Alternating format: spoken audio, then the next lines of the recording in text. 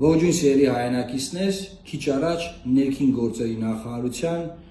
միգրացիա եւ քաղաքացիության ծառայության բնակչության պետական ռեգիստրի վարման բաժնի պետից մենք ստացել ենք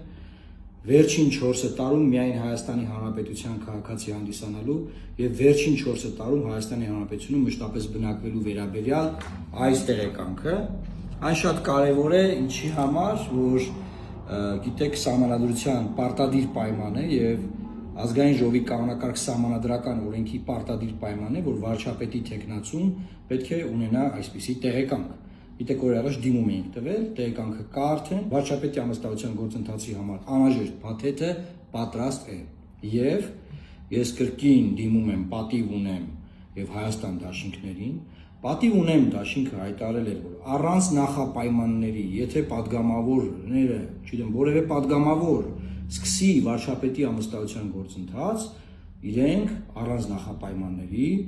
կտան իրենց 6 ստորագրությունները։ Իսկ Հայաստան դաշինքը հայտարարել էր, որ եթե լինի 8 ստորագրություն, իրենք կտան իրենց 28։ Այս պայն 2 ստորագրություն դրված է ձևաթղթի տակ, 6 ստորագրություն տղամարդու խոսք են տվել, պատիվ ունեմ դաշինքը խոսք է ասել, տղամարդու խոսք է, Սերժ Սարգսյանի խոսքն է դա, ասվել է, որ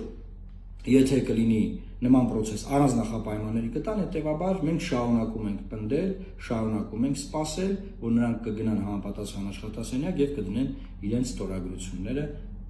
ձևաթղթի տակ։ Շնորհակալ եմ, լավ մնացեք։ Աստված պահապան Հայաստանի Հանրապետությանը։ Կլինենք կապի մեջ եւ կտեղեկացնենք ձեզ ապագա զարգացումների մասին։ Խնդրում եմ տարածեք այս տեսանյութը։